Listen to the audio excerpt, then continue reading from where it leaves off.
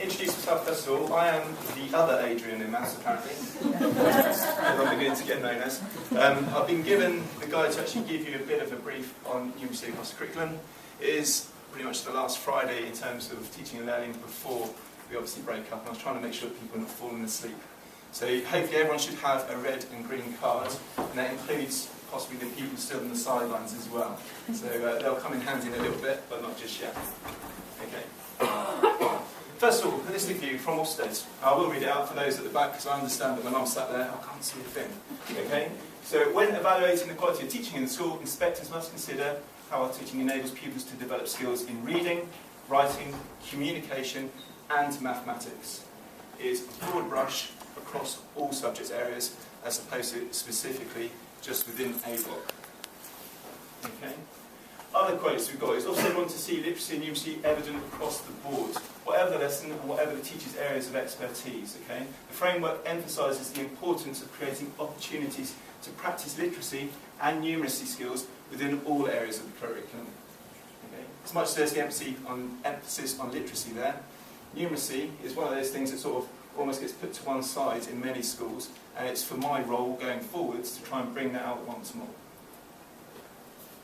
Think of a number. No, not that sort of way. The older people in the room might actually recognise who that is. Oh, confused. The younger people in the room might recognise it as Zoe Ball's dad. Okay. I was fortunate enough to go and see Johnny Ball a couple of weeks ago, and the one thing that I noticed, apart from him being 77 years old, he's got unbelievable energy and enthusiasm for presenting to people, whether it be to other adults or to children. And it's that sort of thing that I really wanted to try and bring out when I talk about numeracy, and hopefully it sort of filters down and you can do the same. Hopefully you've all by now got a red and green card. If you haven't, I'm looking towards SLT as well. There's no ducking this one. Okay. About to do a maths quiz. I heard a noticeable groan in the room, emphasising my point already. Okay. You're not going to get long on each question. Mental arithmetic. First question is on the board.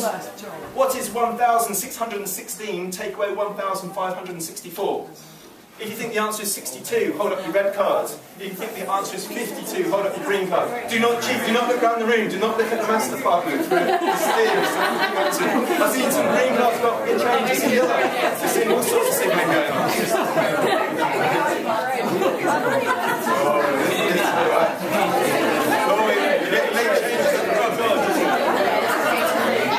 Correct answer is green, so well done.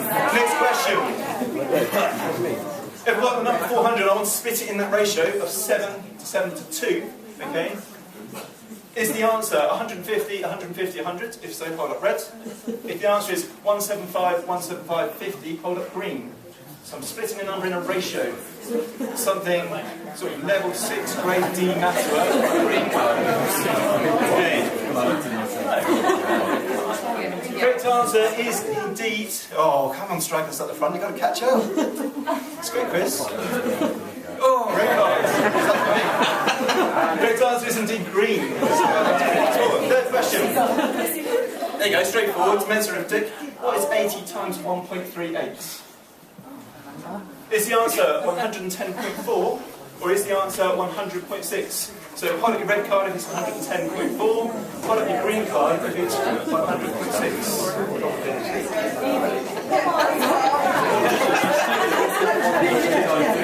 Okay, we're just getting the alternating approach now. Okay, well done for most people. The correct answer is indeed red. 110.4. Straightforward question that you get every day. What is 38.5 subtract negative 26.1? Green or red? If you think the answer is 12.4, it's red. If you think the answer is 64.6, it's green. We're getting a big mix on this one.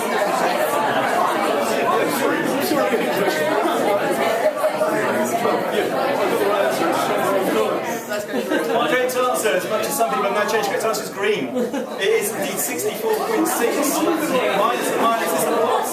You need to add the two numbers together. Okay. This is easy, surely. What is 26.2 divided by 2.25? Is the answer 12.8 if you think that is red? If you think the answer is 11.6 green, this is maybe a little bit mean in this question. But hey, it's Friday. Almost a weekend. So, red 12.8, green 11.6. Let's see those cards. Bit of guesswork going on, quite a few greens, maybe some reds. A couple of double cards being held. The correct answer is green 11.6. 2 more to go. What is 73% of 348? If you think the answer is 243, hold up red. If you think the answer is 254, hold up green.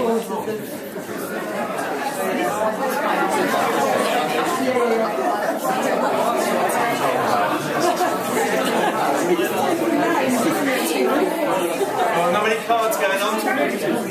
5 seconds, now heads in lessons. You can encourage the students to respond quickly. Let's go. Oh, got a proper mixture. Got like a mid-group of reds and got greens all around the outside. Okay? The correct answer in this case is green. 200. Oh, the rooms in the room. One last question. How much time has elapsed between 1935 and 22:15? If you think the answer is 2 hours 40 minutes, hold up red. If you think the answer is 3 hours 20 minutes, hold up green. Getting a couple of greens, mostly reds. Looking towards the front as well, the front look confused. Get some reds in the front. Correct answer is indeed red. Well done.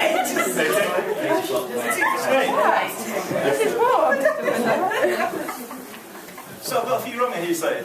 Never like maths anyway. That's pretty much the standard phrase that you begin to hear from you, is throwaway comment.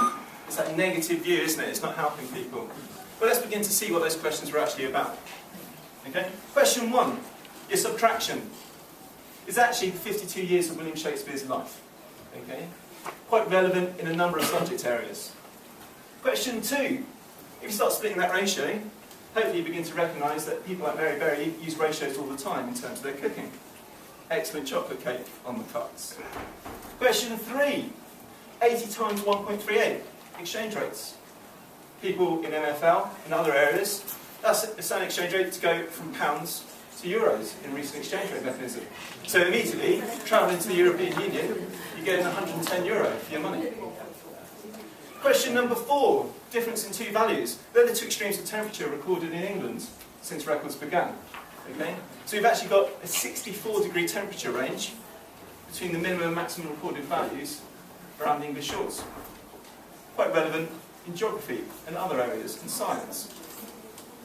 Question 5, start doing divisions like that. That's the sort of pace that Paula Radcliffe set her world record in the London Marathon. As she was unbelievably sprinting 26.2 miles, as far as most are concerned, she was running at 11.6 miles per hour. Okay? Consistently for 26.2 miles. Question 6, 73% of 348, as far as I'm aware, that roughly leaves about 254 students from this school last year that walked away with the gold standard. 5 A stars to C, including English and Maths.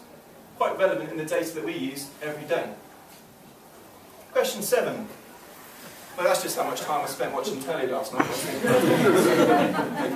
Parents' evening.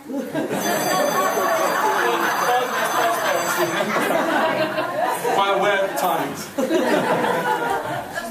Okay.